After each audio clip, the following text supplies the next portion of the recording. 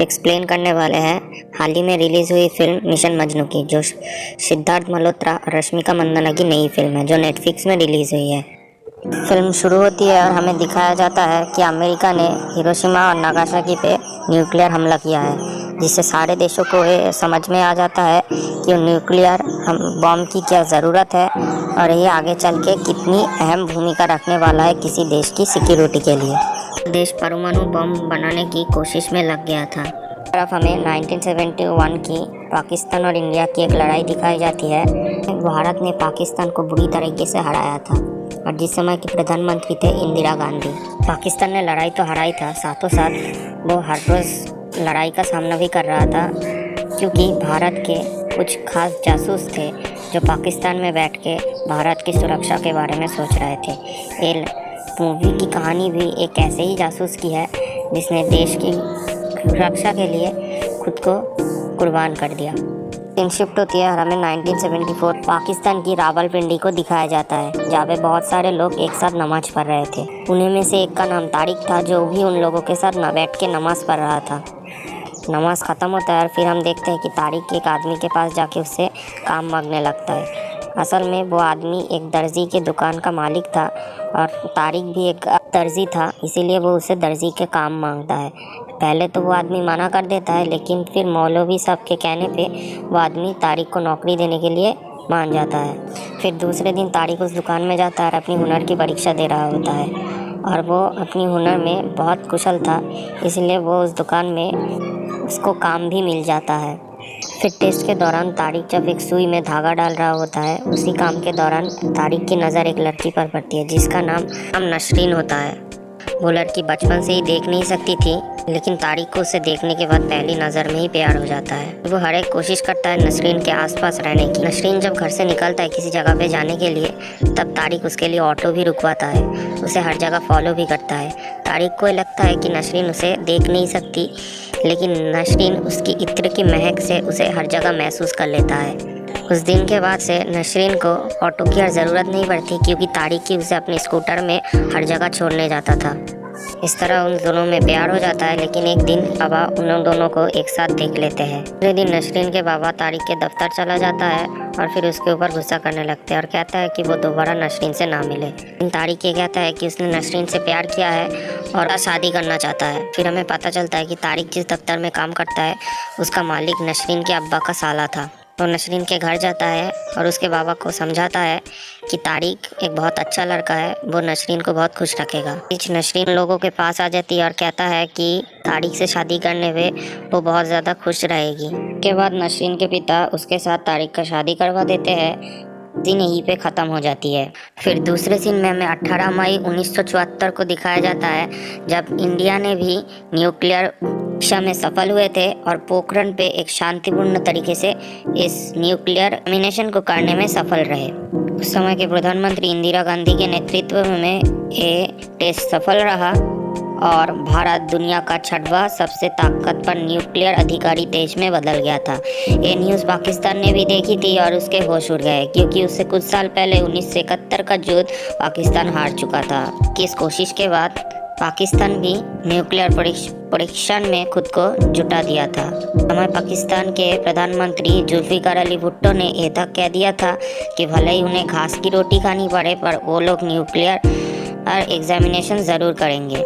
लेकिन पाकिस्तान के पास कोई पैसा और न्यूक्लियर इक्विपमेंट नहीं था जिसके ज़रिए वो टेस्ट कर सके। साथ ही साथ उसे एक ऐसा दिमाग भी चाहिए था जो इस पूरे न्यूक्लियर टेस्ट की जिम्मेदारी अपने कंधों पे ले और न्यूक्लियर टेस्ट को पूरा करे। फिर पाकिस्तान ने कुछ इलीगल तरीक़े से कुछ पैसा और न्यूक्लियर इक्विपमेंट को इकट्ठा कर लिया था और फॉरेन से क्यूएन खान को भी बुला लिया था, जो न्यूक्लियर टेस्ट करने के लिए एक्सपर्ट था। एक फॉरेन बीवी और 2 बच्चे हैं और क्यूएन खान एक ऐसा आदमी था जो न्यूक्लियर बम बनाने के लिए किसी भी हद तक जा सकता था। बाद जब पाकिस्तान के प्रधानमंत्री से क्यूएन खान मिलते हैं, तब प्रधानमंत्री बहुत खुश हो जाते हैं, क्योंकि उन्हें लगता है कि अब उनका सपना पूरा हो गया है। बाद वो लोग मिलकर एक ऐसी जगह को ढूंढने लगते हैं जहाँ पे न्यूक्लियर टेस्ट किया जाए। विदेशों से इक्विपमेंट आना शुरू हो जाता है और पाकिस्तान अब पूरे जोरों से न्यूक्लियर टेस्ट की तैयारी करने लग जाता है।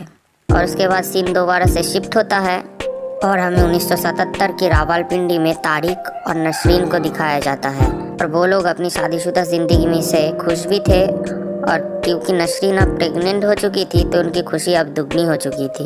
हम मिस्टर काव को देखते हैं जो रॉ का एक बहुत बड़ा ऑफिसर है और फिलहाल वो प्रधानमंत्री इंदिरा गांधी से मिलने के लिए आया है।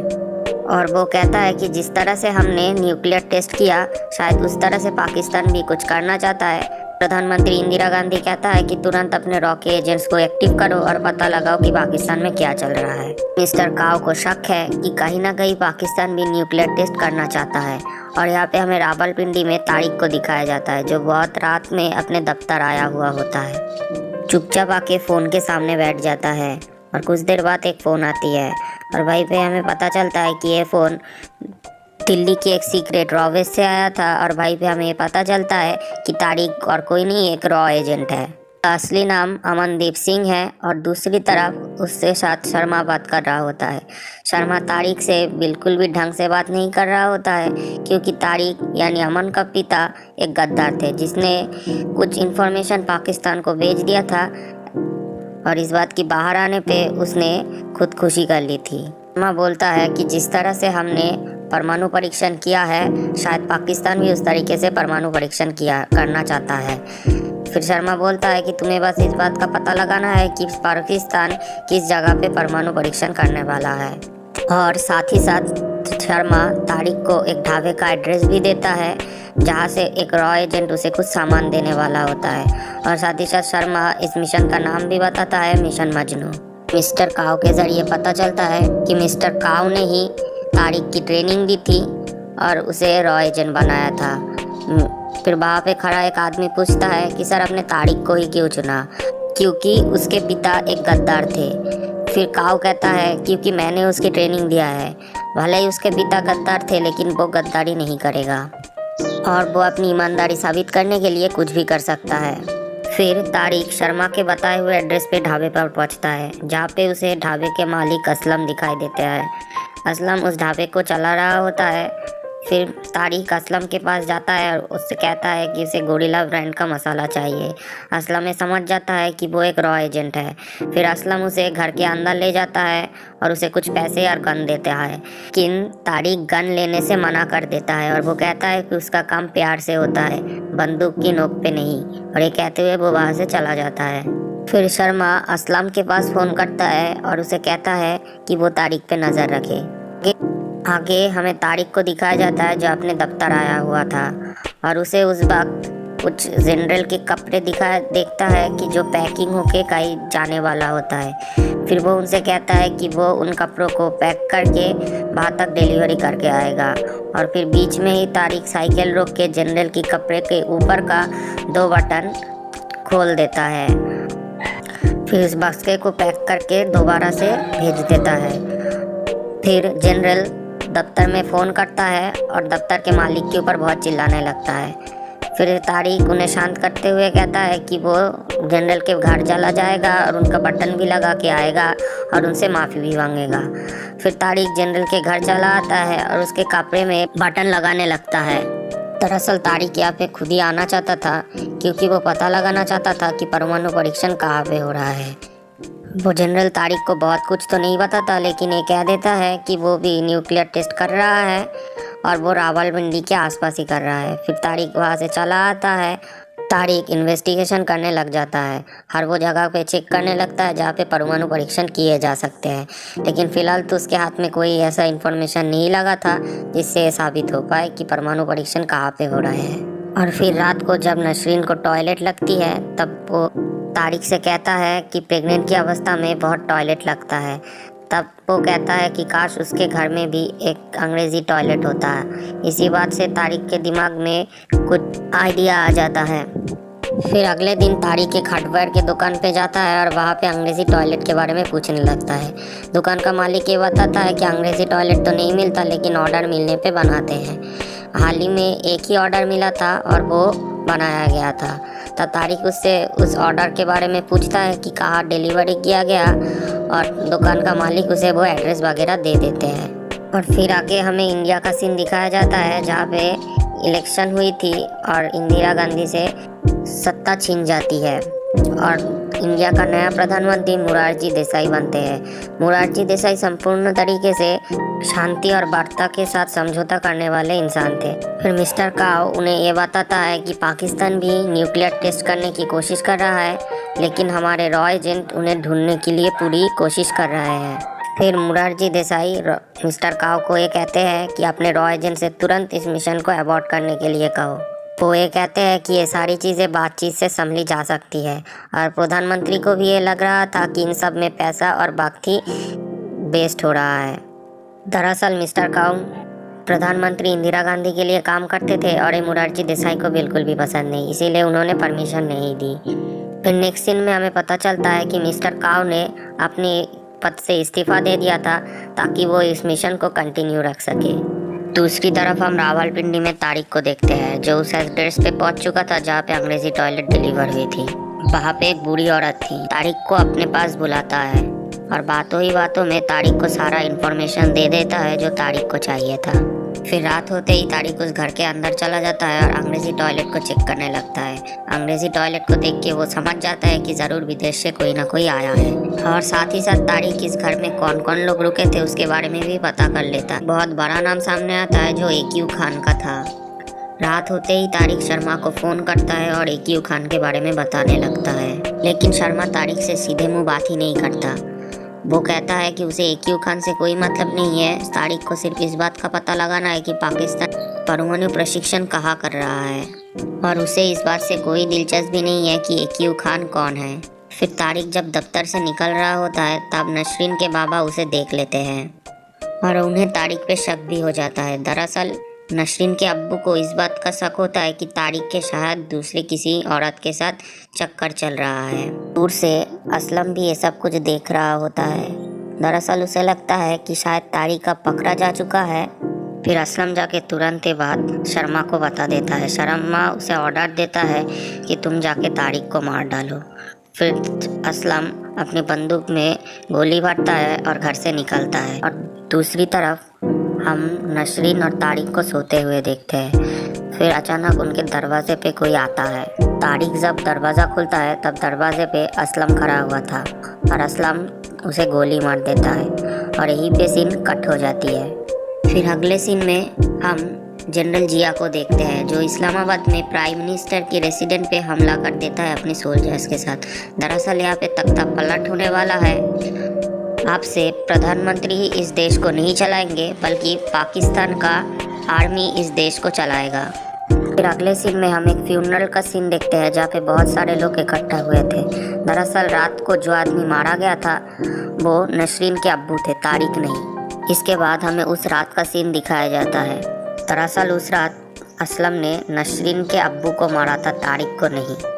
और फिर हमें ये दिखाया जाता है कि उस रात जो तारिक के घर में आया था वो और कोई नहीं, नसरीन के अब्बू का साला था, जो एक खबर लेकर आया था कि नसरीन के अब्बू अब नहीं रहे। फिर अगले ही सीन में हम तारिक को देखते हैं जो असलम को बुरी तरीके से मार रहा था, क्योंकि असलम के हाथों एक बहुत बड़ी गलती हो चुकी थी। असलम ने नसरीन के अब्बू को बेवजह ही मार दिया था, और तारिक जब असलम को मार ही रहा होता है कि पीछे से मौलवी साहब आ जाते हैं, और यहीं पे हमें पता चलता है कि मौलवी साहब और कोई नहीं, एक रॉ का एजेंट है जो 9 साल से पाकिस्तान में मौलवी बन के घूम रहा है, और उसका नाम रमन सिंह है। यहाँ पर तारिक को ये बताता है कि असलम ने तो असल में तुम्हारी जान बचाई है, क्योंकि शर्मा ने तो तुम्हें मारने का ऑर्डर दिया था। और ज़िंदगी में पहली बार असलम ने शर्मा का कहना नहीं माना, और ज़िंदगी में पहली बार उसने दूसरा रास्ता चुना। के बाद ये तीनों मिल जाते हैं और एक ही मिशन पे काम करना शुरू करते हैं। उन तीनों को आखिरकार एक ही चीज़ पता करना है कि आखिरकार परमाणु परीक्षण पाकिस्तान में कहाँ पर हो रहा है। और फिर रात को नसरीन के अब्बू के साले के द्वारा तारिक को इस बारे में पता चलता है कि उनके पास 400 वर्दी का ऑर्डर आने वाला था, जो उनके हाथ से छिन गया, और ऑर्डर किसी हमीद नाम के बंदे के पास चला गया है। तारिक को ये समझ में आ जाता है कि ये 400 वर्दी शायद परमाणु परीक्षण की सुरक्षा कर रहा है उन गार्ड्स के लिए ही होगा।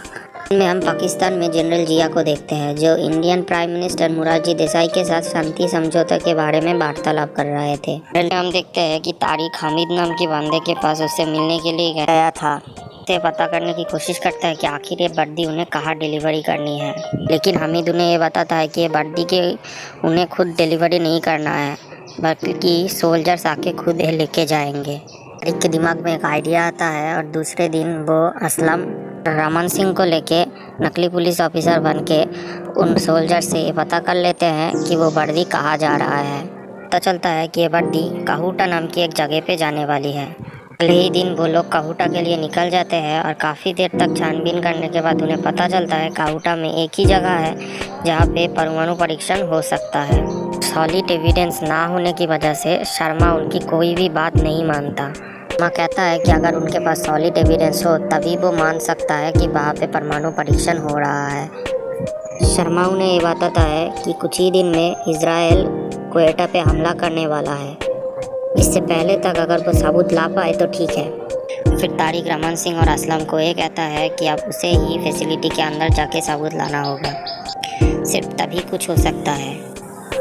इसके बाद तारिक जाके नसरीन के लिए एक चिट्ठी लिखता है क्योंकि उसे लगने लगता है कि वो शायद फैसिलिटी से ज़िंदा बाहर नहीं निकल पाएगा। तारिक को एक आइडिया आता है। वो असलम और रमन सिंह के पास जाता है और उनसे कहता है पूरे काहूटा में सिर्फ एक ही बार्बर शॉप है और सारे सोल्जर सिर्फ वहीं पे बाल कटवाने के लिए आते हैं। फिर तारिक जब दुकान के अंदर होता है तब असलम और रमन सिंह बाहर झगड़ने लग जाते हैं और इसी मौके का फ़ायदा उठा के तारिक सारे सोल्जर्स के कटे हुए बाल के कुछ सैंपल्स ले लेते हैं। दरअसल ये बाल ही सबसे बड़ा सबूत है कि क्वेटा में परमाणु परीक्षण हो रहा है कि नहीं। अगर वहाँ पे परमाणु परीक्षण हो रहा है तो इन बालों में हाई रेडिएशन होगा। ये टेस्ट करके वो लोग समझ जाएंगे कि वहाँ पे परमाणु परीक्षण हो रहा है कि नहीं। लेकिन इस हेयर सैंपल्स को भारत पहुँचाना था जो कि काफ़ी मुश्किल का काम था। समझौते एक्सप्रेस से ये सैंपल्स भारत ले जाने वाला कोई आदमी उनके पास नहीं था। तब तारिक रिस्क लेने के लिए तैयार हो जाता है और वो खुद ही समझौते एक्सप्रेस में चला जाता है इन सैंपल्स को लेके। और फिर मौका देख के वो वहाँ पे बैठे हुए एक आदमी की बैग में इसे चुपके से रख देता है। लेकिन तभी हमें पता चलता है कि वहाँ पे खड़े हुए सोल्जर्स को तारिक के बारे में पता चल जाता है क्योंकि उन्हें कहीं से इन्फॉर्मेशन मिली होती है कि उस ट्रेन में भी कोई एक ऐसा बंदा उठा है गया है जो बिना किसी मकसद से भारत जा रहा है, यानी उसके पास कोई भी पर्टिकुलर पेपर्स नहीं है जिस वजह से उसे भारत जाने दिया जाए। तभी वो तारिक उसे ढूंढने के लिए लग जाता है और तारिक बाहर से निकल जाता है। इसी बीच में तारिक के साथ उन सोल्जर्स का एक घमासान लड़ाई होता है और फिर तारिक उसे बेरहमी से मारते हुए बाहर से निकल जाने की कोशिश करता है। तभी तारिक एक ब्रिज से छलांग लगा देता है लेकिन बदकिस्मती से उसे एक गोली लग जाती है और वो उस झील से गिर जाता है। लेकिन फिर अगले ही सीन में हम देखते हैं कि तारिक जाके रमन सिंह और असलम से मिलता है। तुरंत तारिक जाके शर्मा के पास फ़ोन करता है और उनसे कहता है कि वो समझौते एक्सप्रेस की कुछ यात्रियों की बैग में उस हेयर सैंपल को रख दिया है।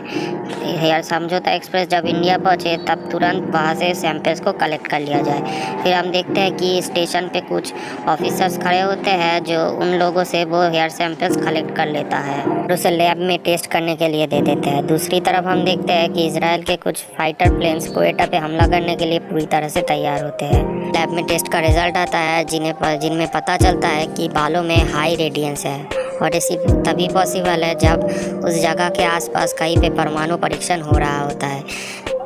उसके बाद तुरंत इजराइल के साथ कांटेक्ट किया जाता है और उन्हें मिशन को रोकने के लिए कहा जाता है, जिनमें हम देखते हैं कि एक जनरल उन फाइटर प्लेन्स को ऑर्डर देता है और मिशन को अबॉर्ट कर दिया जाता है।